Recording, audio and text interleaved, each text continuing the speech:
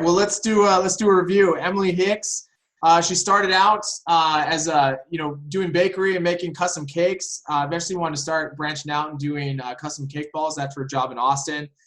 Started coming up with the skill, and her friends and family started reaching out asking for small favors.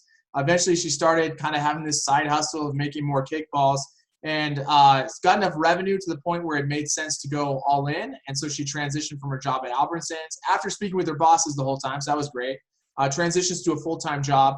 And then in addition to selling directly, she partnered with Albertsons, a major grocery store, to one, be a stream of revenue, but really to help get her brand out, which has really helped because people buy, initial maybe a snack, but then go to her when it's a large event, which is really her bigger money makers. So thank you so much, Emily. Appreciate the time, and good luck with your cake balls. Hi, I'm Ryan Basso with the Venture College, a program within the College of Innovation Design at Boise State. The Venture College helps students and community members launch their ideas beyond the classroom and turn those ideas into startups, lifestyle businesses, side hustles, and other ventures. With the COVID-19 situation, we know that more and more people in our community and throughout Idaho, beyond just students, will be looking for ways to generate extra income. That's why we've started the Side Hustle series. We will be talking to successful entrepreneurs about starting and growing side hustles that can be done from just about anywhere in the world. If you're interested in learning more or need some help, contact us at venturecollege@boisestate.edu or go to our website to learn more. Also, watch out for our social media accounts for the next installments of the Side Hustle series. Hello, everyone. I'm here with Emily Hicks with Vagabond Bakery. Emily, tell us about your bakery. What are you baking? All right. Well, at Vagabond Bakery, we focus on cake balls and cake pops for special events. And we also have a few wholesale accounts with Albertsons Market Street stores and One Hot Cookie in Eagle. And I have a personal bias because I absolutely love your cake balls, and I'm like a huge fan. So kudos to you. Let's talk about early stages. Did you grow up as a little kid thinking you were going to make cake balls, or how'd you get into this industry? Honestly, I did not. I wasn't much of a baker. I was always playing outside, playing sports and stuff like that. But when I went to college, I got a job at Albertsons and started working in the bakery and started cake decorating. I love being artistic and working with my hands, so I was able to develop my skills there at Albertsons, and then I actually traveled around a lot of the Northwest and worked at different bakeries, some small, some larger, more wholesale type, just honing in on my skill with cake decorating and creativity. And then when I was in Austin, Texas, I had a job as a decorator at Austin Cake Ball, and that's when I was introduced to the cake ball. And I loved the small intricacy of the designs that you were able to do, and how then each person has their own special design. So I just kind of started experimenting after I moved away from Texas and worked on my own recipes, and slowly but surely got a following with family and friends, and people began asking, for their weddings and stuff like that. Yeah, let's dig into that real quick. So you moved to Boise. You had this skill set. So when you moved to Boise, did you have a different job and you were just kind of doing cake balls on the side, or you were just kind of all in on cake balls? Where were you at? When I moved to Boise from Seattle, I was working with Albertsons as a cake decorator. I've pretty much been a cake decorator since I graduated high school. Got it. But hired by somebody else, correct? Correct, yes. Okay. Yep. Okay, so got it. So you're working for someone else, you're working on the cake balls, and then all of a sudden you start kind of get these requests of, hey, can you make some for me? Yeah. So I was like, well, I could try it out. And I also wanted to have my own schedule. I wanted to be able to be in a little bit more control of what I could do on the weekends. So I thought, what better way to do that than start my own business? So started slowly, talked with my boss at the Albertsons bakery and made sure that they were fine with me working on a side hustle. Wanted to have that all clear. What was the reaction to that? They were supportive. I think it did help that it was something that they didn't provide. So you know, when you work for a company like that, or any large company, they don't want that competing competitiveness. interests. Yeah. So they were really supportive. I mean, it was something that Albertsons didn't carry, and so it didn't seem to be a conflict of interest. And they let me do that. So I was able to work during the week for them, and then on the weekends I focused on, you know, developing my designs and my all my flavors and everything like that. Sure. And then slowly but surely I was able to move back to just working for them for 2 days a week. And then about a year after I started my business, I was fully on my own. Okay, so from the time you like kind of talked to your bosses and said, hey, think about doing the side hustle, to experimenting over the weekends, took you about a year-ish to get that revenue ramped up to the point where you kind of went all in? Yeah. Okay, that's exciting. And so how did you do pricing? Like, has your pricing models changed over time? Like from that first, like, hey, can you do kickballs to the wedding, to like how you're selling it now? How has that adapted or changed? It's definitely changed. There's a lot of trial and error at first. I was trying to do just $1 per cake ball, and you know, with as intricate as they can be, I've developed a different pricing for different types of events. So obviously we have a discount if you order more than 10 dozen and stuff like that. But it was definitely trial and error, and it's something I'm still really trying to, I guess, get the best pricing so that everything is paid for. Yeah. No, that makes sense. Yeah, no, that makes a lot of sense. On the early days, like, did you find, like, were you trying to like maximize profit in the early days, or more like cover your costs and count that as like educational learning? Like, where were you at there?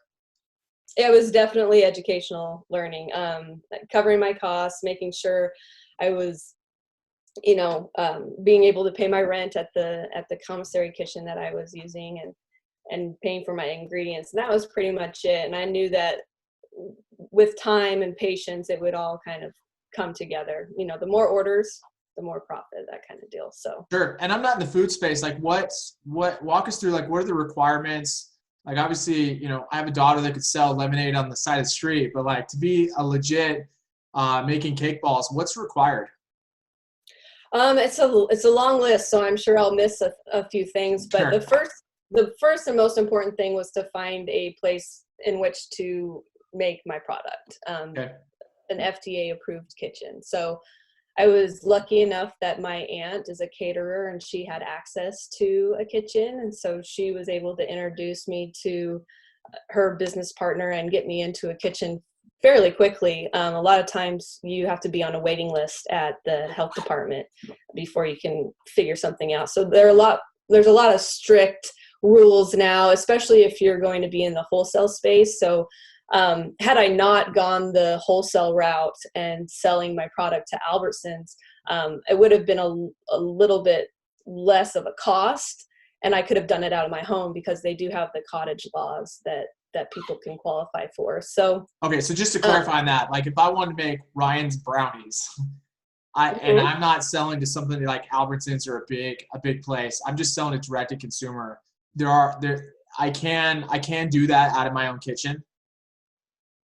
Yes, it's my understanding that you can. I think that the laws are beginning to change a little bit, and they want maybe you to have a separate kitchen space from Sure. your living space. Sure. You know, so those are rules I'm not super familiar with. I've Okay. just always. But moving in the wholesale, it becomes a lot more serious. Absolutely. And not only just the wholesale, but with my product, it's really popular with weddings and baby showers and stuff like that. So if you're going to be at an event space, a lot of venues will require the extra insurance, and to make sure that you aren't making those goods at home. So they prefer those goods that are coming in from outside to be made properly. And when you were in side hustle mode, like, did you still have to do all that? Oh, well, I did start out in my home. Yeah. And all my friends and family, they knew that. So it was. Yeah, of course.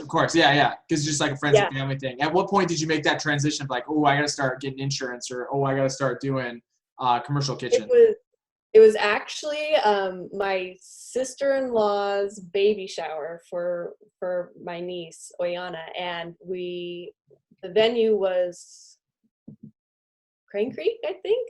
Yeah, it was up at Crane Creek Country Club, and so I had brought the dessert for everybody, and they were like, "Nope, sorry. If you made them at home, you couldn't do that." So that's kind of what got my wheels turning. Gotcha. Where if I really want this to be something, I need to start exploring where to do it, I guess. And again, I said my aunt, Maria, she was able to get me into a kitchen pretty quickly. So I was very lucky in that way. Makes sense.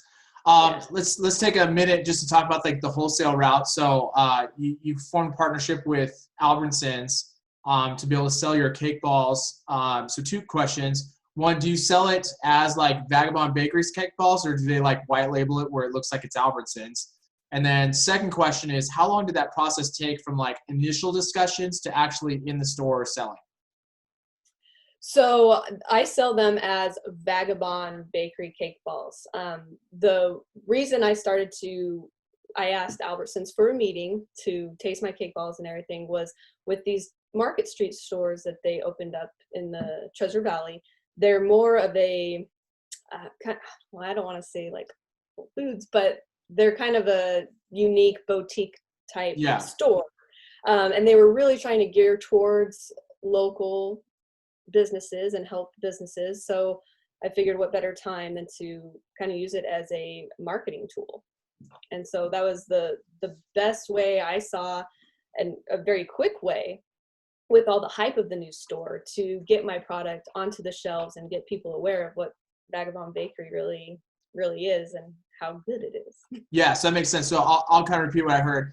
You're using Albertsons as, I mean, obviously they're going to pay for it. So there's an income stream coming from Albertsons, but the goal is it's promoting your own brand. So ideally maybe somebody goes through Albertsons and gets it, but then eventually the word spreads about your cake balls and people come to you direct. Did I get that right? That's correct. Yeah. Okay. How has that fared out? Like now that you've been in there for a while, like is it going as expected? Not quite as expected? What's your thoughts on the end play of like marketing your brand? I would say it's going better than expected. Okay. I've been in the Broadway store now for a little over a year and a half, and we're at 1 year for the Fairview and Eagle store. I would say that the Fairview and Eagle store, the clientele, the cake balls seem to move a lot quicker there. But I have received a lot of customers just by knowing about Vagabond, because the cake balls we sell there are very basic. They're just our basic design. So if you Yeah. want your baby shower and everything, then you come directly to Vagabond and we're able to work with you for designs and stuff like that. Got it. So yeah, that makes a lot of sense. I come to you for like maybe a snack at Albertsons, but if I wanted like a big customized event, I go to you directly to place that order. Absolutely. And is the arrangement like when that happens, Albertsons doesn't have any part of the income, correct? Like that's just straight income for you? Correct. Okay, awesome. Okay, and then last question, like if someone's getting in the space, maybe they got like some like secret brownie recipe that they're wanting to start doing, like any like high level tips of advice, or like don't go down this path, I did this and it's not, like tips or tricks or things to avoid? I would say packaging. That's definitely my biggest downfall as far as pricing goes.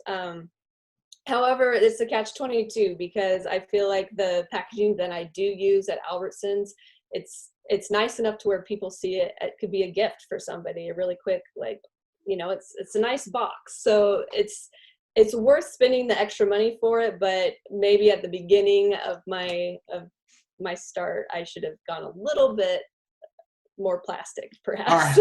right, fair enough. All right, well let's do a review. Emily Hicks.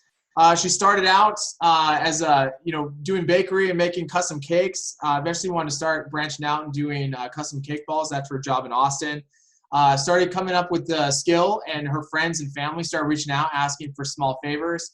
Eventually she started kind of having this side hustle of making more cake balls, and it's got enough revenue to the point where it made sense to go all in. And so she transitioned from her job at Albertsons after speaking with her bosses the whole time, so that was great.